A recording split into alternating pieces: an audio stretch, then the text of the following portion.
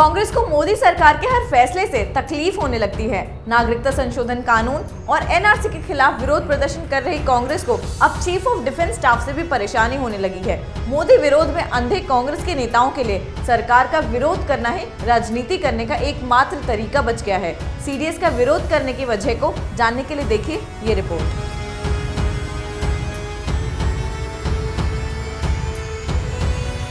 मोदी सरकार ने जब पाकिस्तान के खिलाफ कठोर कदम उठाया था तो कांग्रेस परेशान हो गई थी। सर्जिकल स्ट्राइक के बाद कांग्रेस ने इसके सबूत मांगने शुरू कर दिए थे। जब एयर स्ट्राइक किया गया तो कांग्रेस पाकिस्तान की भाषा बोलने लगी और जब कश्मीर से विशेष राज्य का दर्जा खत्म किया गया तो कांग्रेस ने इसके ऊपर भी हंगामा खड़ा कर दिया।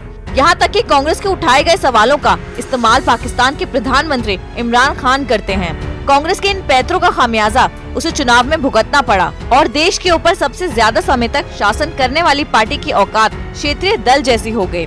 लेकिन कांग्रेस अब भी इससे सबक नहीं ले रही है।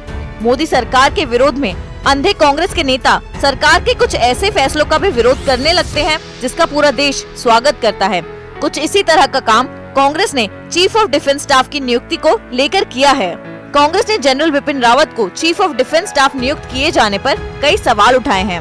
कांग्रेस प्रवक्ता मनीष तिवारी ने कहा, बड़े खेद और जिम्मेदारी के साथ मैं कह रहा हूं कि सीडीएस के संबंध में सरकार ने बहुत गलत कदम उठाया है। इस फैसले के दुष्परिणाम समय के साथ सामने आएंगे।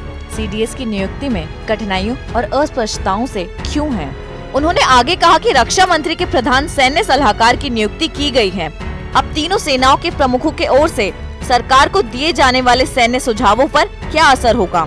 उन्होंने कहा कि क्या सीडीएस की सलाह तीनों सेनाओं के प्रमुखों की सलाह से ज्यादा अहमियत रखेगी। उन्होंने सरकार से सवाल पूछा कि क्या अब तीनों सेनाओं के प्रमुख रक्षा सचिव या सीडीएस के माध्यम से रक्षा मंत्री को रिपोर्ट करेंगे।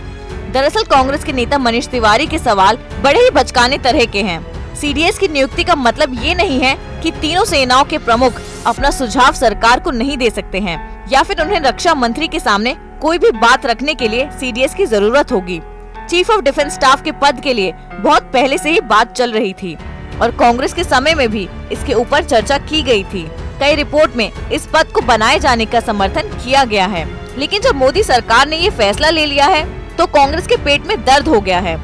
कांग्रेस के नेताओं को लगता है कि मोदी सरकार कोई भी फैसला लेती है तो इसका सीधा असर कांग्रेस की राजनीति पर पड़ेगा और इसी कारण से केंद्र के हर काम का कांग्रेस विरोध करने लगती है।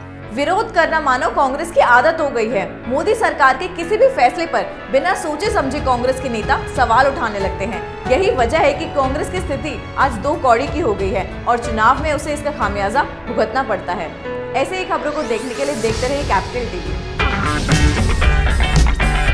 अगर आपको हमारा वीडियो पसंद आया हो तो इसे लाइक करें, हमारे चैनल को सब्सक्राइब करें और हाँ, बेल आइकन दबाना ना भूलें ताकि आप तक हमारे वीडियो की नोटिफिकेशन पहुंचती रहे।